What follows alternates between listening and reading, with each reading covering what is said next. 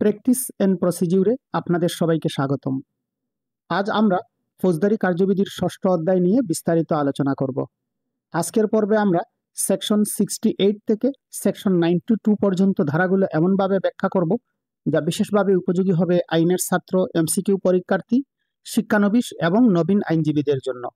ভিডিওর শেষে পরীক্ষার্থীদের জন্য এমসিকিউ প্রশ্নমালা থাকবে, তাই ভিডিওটি না টেনে সম্পূর্ণ ভিডিও দেখার অনুরোধ রইল। আজকের পর্বে আমরা জানব সমনের ফরম ও সমন কার দ্বারা জারি করতে হয় এবং কিভাবে জারি করতে হয়, গ্রেফতারি পরোয়ানার ফরম ও এর স্থায়িত্বকাল এবং গ্রেফতারি পরোয়ানা কিভাবে তামিল করা হয়, পলাতক ব্যক্তির জন্য হুলিয়া জারি ও পলাতক ব্যক্তির সম্পত্তি ক্রুক। প্রতিটি ধারা আমরা সহজ ভাষায় বাস্তব উদাহরণ সহ ব্যাখ্যা করব, তাই ভিডিওটির শেষ পর্যন্ত আমাদের সঙ্গেই থাকুন। সেকশন 68 সমনের ফরম। আদালত কর্তৃক জারি করা প্রত্যেকটি সমন অবশ্যই লিখিত আকারে ও 2 প্রস্তে হবে এবং তাতে আদালতের প্রিজাইডিং অফিসারের স্বাক্ষর ও সিলমোহর থাকবে। তবে সুপ্রিম কোর্ট সময় সময় নিয়ম প্রণয়ন করে অন্য কোনো কর্মকর্তাকে এই দায়িত্ব প্রদান করতে পারে। সমনের 2 কপির মধ্যে 1 কপি আদালতের রেকর্ডে থাকে, অন্য কপি অভিযুক্ত বা সাক্ষীকে প্রদান করা হয়। অর্থাৎ সমন যখন জারি করা হয় তখন সমন জারি করার পর সমন জারিকারক কর্মকর্তা সমনের সেই কপিটি আদালতে ফেরত দেন। সমন কার দ্বারা জারি করতে হবে? একজন পুলিশ কর্মকর্তা দ্বারা অথবা সরকারের নির্ধারিত নিয়ম অনুযায়ী আদালতের কর্মকর্তা বা অন্য কোনো সরকারি কর্মচারী দ্বারা। অর্থাৎ মূল কথা হলো সমন পুলিশ কিংবা অন্য কোনো সরকারি কর্মচারী দ্বারা জারি করা হবে। এই ধারায় আমরা দেখতে পাই যে প্রত্যেকটি সমন হবে লিখিত আকারে ও 2 প্রস্তে, অর্থাৎ 2 কপি করে। সমনে আদালতের প্রিজাইডিং অফিসার অর্থাৎ বিচারকের স্বাক্ষর থাকবে এবং সিলমোহর থাকবে। তবে সুপ্রিম কোর্ট নিয়ম প্রণয়ন করে অন্য কোনো কর্মকর্তাকে এই দায়িত্ব প্রদান করতে পারে। প্রতিটি সমন পুলিশ কর্মকর্তা বা অন্য কোনো সরকারি কর্মচারী দ্বারা জারি করা হবে।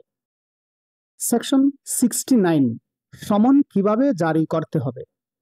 যদি সম্ভব হয় সমনের একটি নকল সেই ব্যক্তিকে সরাসরি প্রদান পূর্বক বা প্রদানের প্রস্তাব করে ব্যক্তিগতভাবে সমন জারি করতে হবে। সমন প্রাপ্তির স্বাক্ষর। যে ব্যক্তিকে সমন প্রদান করা হবে যদি সমন প্রদানকারী কর্মকর্তা চান তাহলে তিনি অন্য কপির পেছনে স্বাক্ষর দিয়ে প্রাপ্তি স্বীকার করবেন।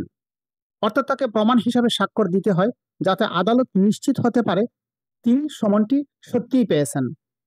যদি কোনো সংস্থাপিত কোম্পানি বা নিবন্ধিত প্রতিষ্ঠানের বিরুদ্ধে সমন জারি করা হয় তাহলে সমন সেই প্রতিষ্ঠানের সেক্রেটারি, স্থানীয় ম্যানেজার বা প্রধান কর্মকর্তার হাতে প্রদান করা যেতে পারে, অথবা কোম্পানির প্রধান কর্মকর্তার ঠিকানায় রেজিস্টার্ড ডাকযোগে পাঠানো যেতে পারে।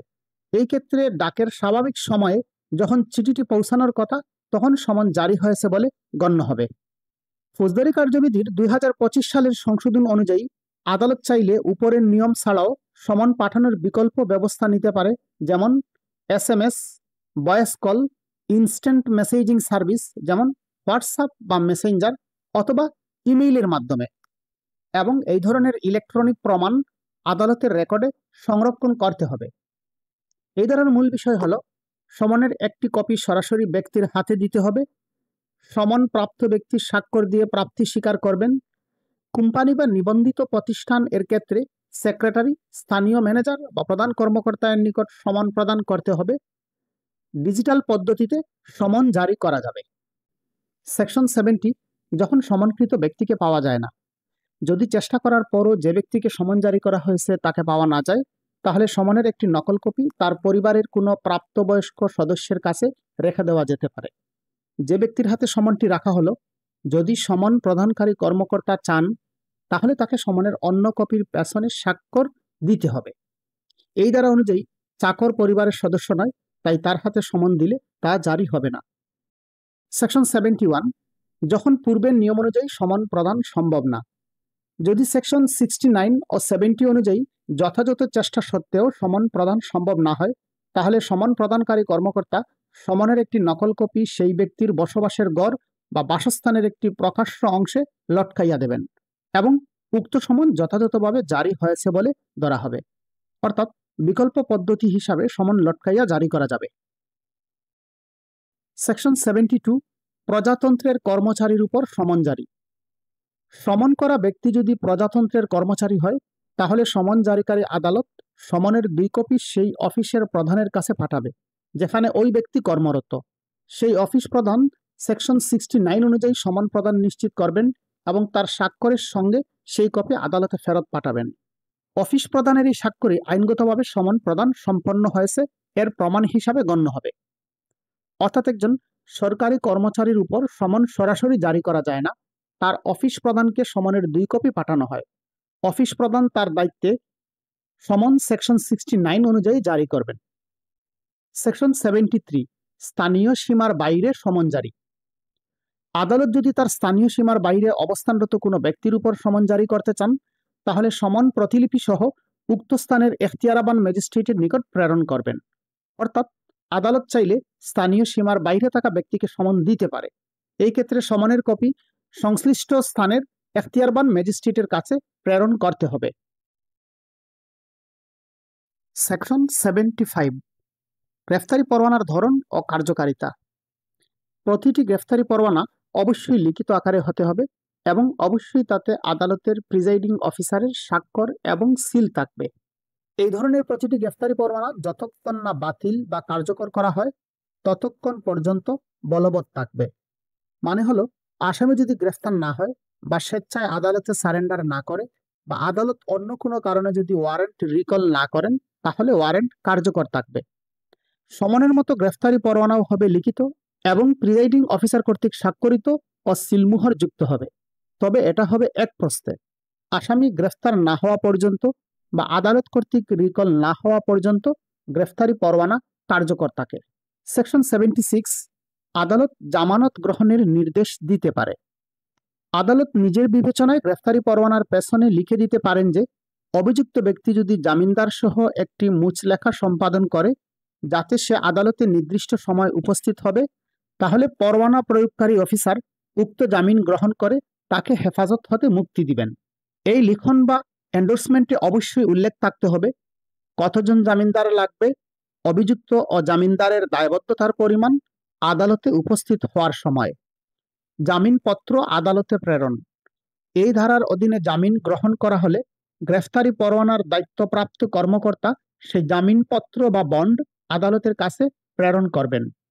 আদালত চাইলে গ্রেফতারি পরোয়ানায় উল্লেখ করে দিতে পারেন যে আসামি পর্যাপ্ত জামিনদার সহ বন্ড সম্পাদন করলে তাকে মুক্তি দিতে হবে।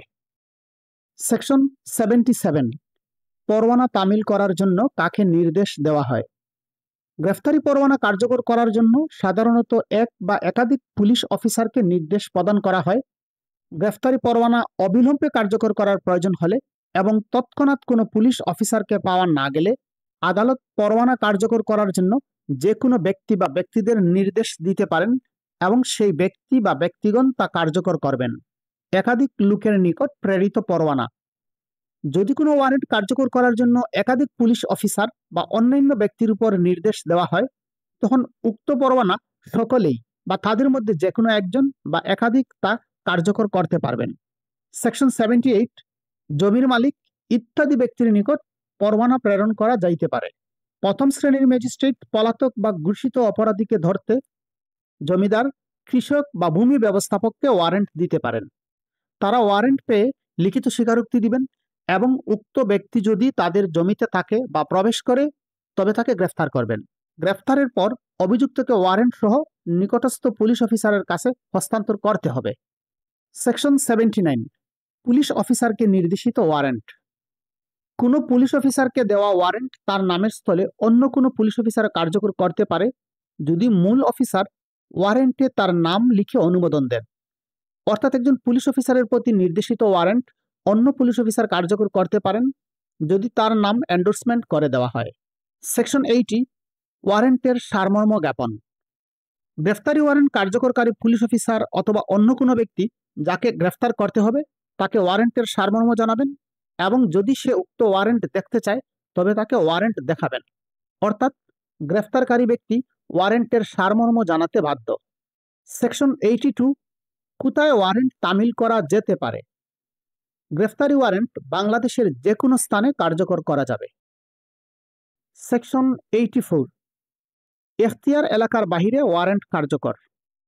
আদালতের এলাকার বাহিরে ওয়ারেন্ট কার্যকর করতে হলে পুলিশ অফিসার, স্থানীয় নির্বাহী ম্যাজিস্ট্রেট বা থানার ভারপ্রাপ্ত কর্মকর্তার অনুমোদন নেবেন। অনুমোদন পাওয়ার পর ওয়ারেন্ট কার্যকর করবেন এবং প্রয়োজনে স্থানীয় পুলিশ সহযোগিতা দেবে। তবে দেরির আশঙ্কা থাকলে তিনি অনুমোদন ছাড়াও ওয়ারেন্ট কার্যকর করতে পারেন। অর্থাৎ আদালতের স্থানীয় এলাকার বাহিরে কোনো আসামিকে যদি গ্রেফতার করা প্রয়োজন হয়, তবে পুলিশ কর্মকর্তা ওই স্থানীয় এলাকার নির্বাহী ম্যাজিস্ট্রেট বা থানার ভারপ্রাপ্ত কর্মকর্তার অনুমোদন নিয়ে আসামিকে গ্রেফতার করতে পারবেন। হুলিয়া অক্রোক ফৌজদারি কার্যবিধির 6ষ্ঠ অধ্যায়ের সেকশন 87 থেকে সেকশন 89 পর্যন্ত হুলিয়া ও ক্রুক বিষয়ে আলোচনা করা হয়েছে। সেকশন 87 পলাতক ব্যক্তির জন্য হুলিয়া জারি। যদি আদালত বিশ্বাস করে যে গ্রেফতারি পরোয়ানা প্রাপ্ত ব্যক্তি পলাতক বা আত্মগোপনে আছে, তাহলে আদালত তাকে নির্দিষ্ট স্থানে ও সময়ে হাজির হওয়ার জন্য 30 দিনের সময় দিয়ে লিখিত ঘোষণাপত্র প্রকাশ করতে পারে। ঘোষণাপত্র নিম্নলিখিতভাবে প্রকাশ করতে হবে: উক্ত ব্যক্তি শহর বা গ্রামে যেখানে বাস করে সেখানের কোনো প্রকাশ্য স্থানে ঘোষণাপত্রটি পড়ে শোনাতে হবে। উক্ত ব্যক্তির বাড়ি বা বাসস্থানের প্রকাশ্য অংশে হুলিয়াটি টাঙ্গাইয়া দিতে হবে। আদালত ভবনের কোনো দৃশ্যমান স্থানে তার একটি কপি টাঙ্গাইয়া দিতে হবে। সেকশন 88 পলাতক ব্যক্তির সম্পত্তি ক্রুক। হুলিয়া জারিকারী আদালত হুলিয়া জারির পর যে কোনো সময় হুলিয়া করা ব্যক্তির যে কোনো সম্পত্তি স্থাবর, অস্থাবর বা উভয় প্রকার সম্পত্তি ক্রুক করার আদেশ দিতে পারেন। আদালতের স্থানীয় সীমার বাহিরে কোনো সম্পত্তি থাকলে ওই আদেশের উপর সংশ্লিষ্ট জেলা ম্যাজিস্ট্রেট, চিফ জুডিশিয়াল ম্যাজিস্ট্রেট বা চিফ মেট্রোপলিটন ম্যাজিস্ট্রেটের পৃষ্ঠাঙ্কনে ক্রুক করা যাবে। হুলিয়া করা ব্যক্তির স্থাবর বা অস্থাবর সম্পত্তি আটক করে রিসিভার বা তত্ত্বাবধায়ক নিয়োগ করে অথবা হুলিয়া করা সম্পত্তি যাতে অন্যের নিকট বিক্রি করতে না পারে বা অর্পণ নিষিদ্ধ করে আদালত আদেশ দিতে পারেন। রিসিভার বা তত্ত্বাবধায়কের ক্ষমতা ও কার্যবলী দেওয়ানি কার্যবিধি আইনের অর্ডার 40 এর বিধান মোতাবেক পরিচালিত হবে। যে কোনো সম্পত্তি ক্রুক করার 6 মাসের মধ্যে হুলিয়া করা ব্যক্তি বাদ দিয়ে অন্য কোনো ব্যক্তি যদি তার দাবি উত্থাপন করে, তবে সে দাবি বা আপত্তি সম্পর্কে তদন্ত করতে হবে। হুলিয়াধীন ব্যক্তি হুলিয়ায় উল্লেখিত সময়সীমার মধ্যে উপস্থিত হলে আদালত সংশ্লিষ্ট সম্পত্তি ক্রুক থেকে মুক্ত করে দিবেন।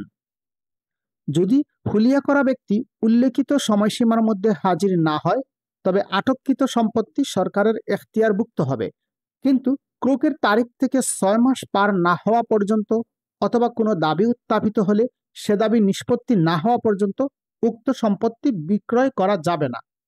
তবে আটককৃত সম্পত্তি স্বাভাবিকভাবে ধ্বংসশীল হলে আদালত তা বিক্রয় করার অনুমতি দিতে পারেন। সেকশন 89 জব্দকৃত সম্পত্তি ফেরত দেওয়া।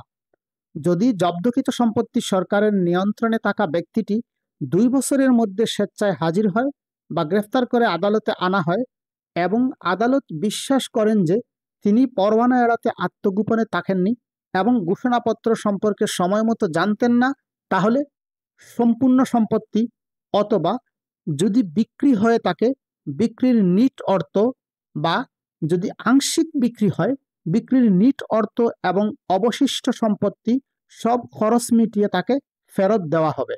অর্থাৎ জব্দকৃত সম্পত্তি বা সম্পত্তি বিক্রি করে প্রাপ্ত অর্থ 2 বছর পর্যন্ত সরকারের হেফাজতে থাকবে, এরপর তা রাষ্ট্রের অনুকূলে বাজেয়াপ্ত হবে। সেকশন 90 সমনের পরিবর্তে বা তার অতিরিক্ত গ্রেফতারি পরোয়ানা জারিকরণ। যদি আদালত বিশ্বাস করে যে ব্যক্তি সমন মানবে না বা আদালতে স্বেচ্ছায় হাজির হবে না এবং সমন যথাযথভাবে সার্ভ করা হয়েছে, তাহলে আদালত লিখিত কারণ উল্লেখ করে গ্রেফতারি পরোয়ানা জারি করতে পারে। অনেক সময় দেখা যায় যে একজন ব্যক্তির উপর সমন জারি করা হয়েছে কিন্তু দীর্ঘদিন হয়ে গেছে এই সমনটি আদালতে ফেরত আসতেছে না, তখন আদালত সেকশন 90 অনুযায়ী সমনের সাথে তার উপর গ্রেফতারি পরোয়ানাও জারি করতে পারেন। সেকশন 92 হাজিরার জন্য সম্পাদিত মুচলেখা ভঙ্গের কারণে গ্রেফতার। যদি কোনো ব্যক্তি আদালতে হাজির হওয়ার জন্য বন্ডে আবদ্ধ হয়ে হাজিরা না দেয়, তাহলে আদালত গ্রেফতারি পরোয়ানা জারি করে তাকে আদালতে হাজির করার নির্দেশ দিতে পারেন। আমাদের আজকের আলোচনা এই পর্যন্ত। আগামী ভিডিওতে আমরা ফৌজদারি কার্যবিধির 7ম অধ্যায় নিয়ে আলোচনা করব। আমাদের এই ভিডিওটি ভালো লাগলে লাইক, কমেন্ট ও শেয়ার করার অনুরোধ রইল। আর এমসিকিউ প্রশ্নমালাগুলো অত্যন্ত মনোযোগ দিয়ে পড়বেন এবং প্রয়োজনে এগুলো খাতায় নোট করে নেবেন। পরবর্তী ভিডিওতে আবার কথা হবে। সেই পর্যন্ত সবাই ভালো থাকেন। আল্লাহ হাফিজ।